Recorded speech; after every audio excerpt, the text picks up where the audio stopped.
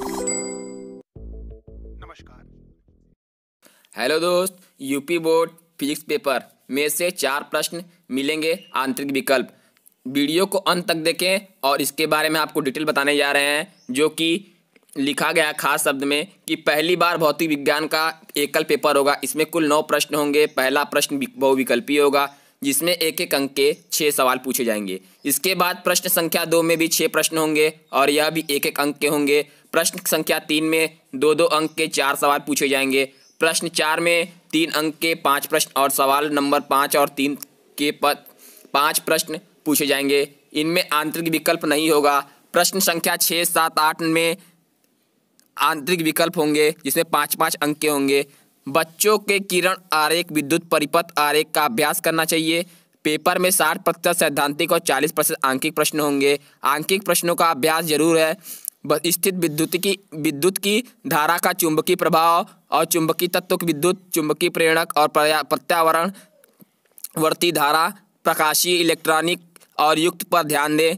अरविंद कुमार वर्मा, शिक्षक, jubilee inter college. नए topic से किताब के चक्कर में बिल्कुल ना पड़े। सूत्र की उत्पत्ति, परिभाषा के सूत्र के साथ कुछ सरल न्यूमेरिकल जरूर कर लें। आवश्यकता हो तो चित्र जरूर बनाएं। अच्छे अंक मिलेंगे। आंकिक प्रश्नों के स्टेप बाय स्टेप लिखें। अंत में मात्रक अवश्य लिखें। किसी भी प्रश्न के सभी खंड का उत्तर एक ही स्थान पर लिखें। समोद कुमार मिश्रा, शिक्षक, jubilee inter college. UP board की पहली बार भौतिक विज्ञान फिजिक्स का एक ही पेपर हो रहा है। यह प्रश्न पत्र 70 अंक का होगा। 30 अंक का प्रैक्टिकल होगा। इसमें स्कोर करने का मौका बेशर्त आप पेपर के पैटर्न को समझ लें और अनुसार प्रैक्टिस करें। पेपर का प्रारूप और इंटर मॉडल, इसका मॉडल बोर्ड के जारी किया गया है। कुल 9 प्रश्न हैं, जिनमें से केवल 4 प्रश्न ऐसे हैं जिनमें आंतरिक विकल्प होगा।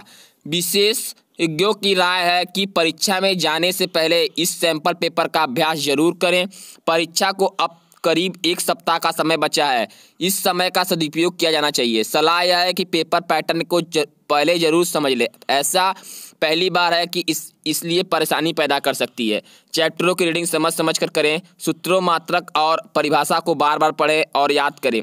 लाइट और प्रकाश में डेरिवेशन होता है, उसकी तैयारी लिखकर तैयार कर लें। विद्युत की प्रकाश, लाइट, इलेक्ट्रॉनिक्स, मॉडर्न फिजिक्स और चुंबकीय तत्व की यूनिट का अध्ययन बारीकी से करना चाहिए। पेपर का बड़ा हिस्सा इन्हीं यूनिट से आता है। वैसे तो यूनिटों में विषयवार अंक विभाजन है, लेकिन अगर इन यूनिटों को अच्छे ढंग से पढ़ लिया जाए तो पेपर अच्छा हो सकता है।